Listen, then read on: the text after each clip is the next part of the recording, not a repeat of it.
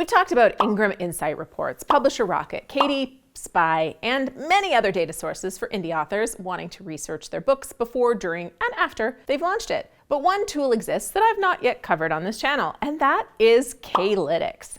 So if you're looking for another tool to give you book market data, or you're just curious about whether K-Lytics is for you or not, well then this video is for you. Hey there, I'm Julie the Book Broad of Book Launchers. At Book Launchers, we help nonfiction authors write, publish, and promote nonfiction books to grow brands and businesses. Some of that work involves book positioning and metadata research. We primarily use Google keyword tools and Publisher Rocket and Katie Spy for this research, but we've also been building some of our own lists internally because we find sometimes these tools don't give us the kind of results and data that we need. And we're also constantly testing and researching and seeing what else is on the market. We checked out K-Lytics in the past and didn't feel like it gave us what we needed for the metadata and keywords, but I recently decided to go back in and check them out again. And so today, I'm going to summarize what I discovered. All right, first, I paid for their premium subscription, which is $97 a month right now. Now, just a side note, it's a way better deal to prepay a year because it works out to something like less than $50 a month if you prepay a year. But I didn't know if I was going to keep it, so I just did monthly. They also have a basic membership, which is much cheaper, but I really don't think it would be valuable to a nonfiction author to have their basic membership because their basic membership focuses on summarizing the hottest categories on Kindle, and most of those are romance. So at the basic level, the focus on top categories dominated by fiction and romance in particular, with a little mystery and thriller thrown in there, it's not going to be very useful to my nonfiction author friends. Now, here's an example of what I mean from their basic report. What you're seeing here is from October 2022.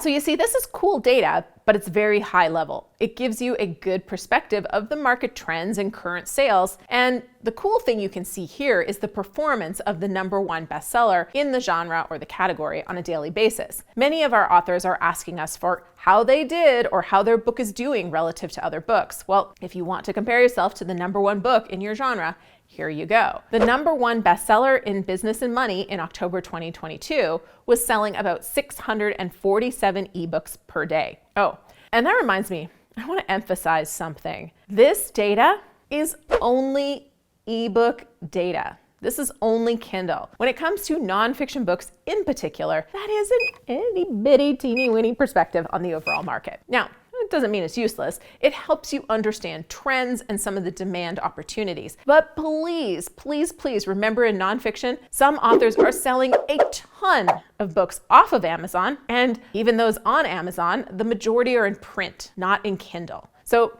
I think that's very different when it comes to the romance market. In the romance market, you're getting a much bigger picture of the market when you look at ebook sales because people who consume a book a week or a book a day, like many romance readers do, they're reading ebooks. They're not buying as many in print. For our authors, our nonfiction authors, we're almost always seeing print to be at least half of their overall sales and sometimes as much as 70% of their overall sales. And then audiobook sales and ebook sales jockey for second and third. So looking at ebook sales for nonfiction is not even close. And for the whole market in books in general, it's not even close to a full picture. But it's still fun to look at trends and market activity. At least I think so. Do you? If you do, smash the thumbs up button for the data that we're going to look at. So the basic level is okay, but I would say if you're not a romance author or you're not an author just trying to get a high level sense of the market, I think you'll want the premium version. If you're interested in this to make a few decisions for one book, just do a month or two of their subscription. There's no obligation, so you can get the data and then call it a day. But if you have bigger book plans, it probably makes sense to buy a year so that you save the big savings. At the basic and premium level, they have these strategy maps, which is where I want to take you next because I think it's kind of fun to see this visually. In these maps, they plot out more than 400 book subcategories available on the Amazon Kindle store. You can see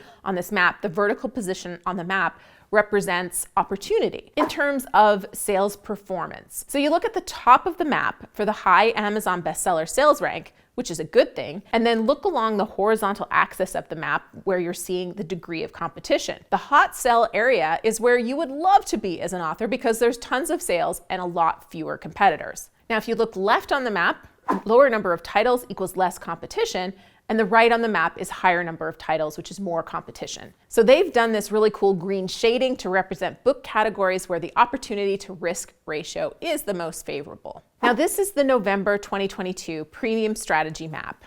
As you can see, it could also be called the romance strategy.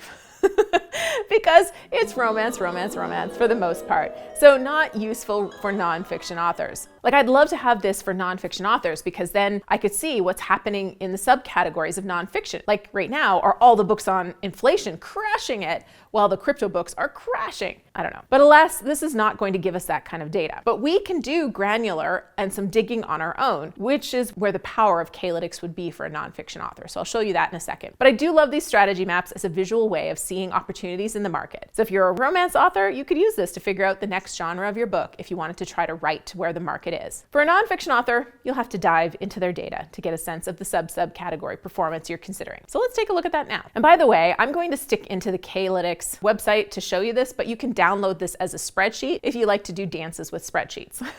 For simplicity, I'm not doing that. I've just done a category filter to get us all the nonfiction categories. For general market info, you can sort by best performing category. When I do that, I can then look for anything that is green. This is nonfiction and only Kindle. So we're not seeing a ton. But here's a weird one. Biographies and memoirs, professionals and academics, chefs. That's the category. And then you see another one where there's opportunity, which is cultural and regional, Black and African American. And then this category about the royal is not a surprise because Meghan Markle and Prince Harry have all these books that have been written about them this year. So it makes sense that this category is hot and selling a ton. So on that point, make sure when you see a trend like this, you're digging into the reasons behind it and don't just assume if you write something that fits in that category that you're going to sell well, unless you're doing an expose on Meghan and Harry and you're going to be launching it right now, because that might crush it. But the information here is interesting, including page count. And of course, to see what's going on, click on the category and bestseller list, which I'm going to do for the chef's one, because it seems like a weird one.